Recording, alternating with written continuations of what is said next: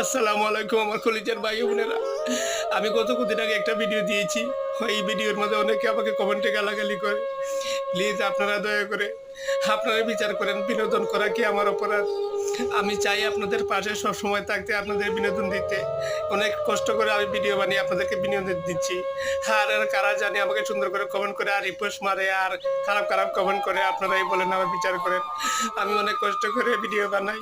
আপনারা বিচার করে বলেন এরা কেন আমাকে জন্য এই জন্য করতেছে, আমাকে কপিরাইট মারতেছে, আমাকে আইডিতে ব্যাড করার চেষ্টা করতেছে।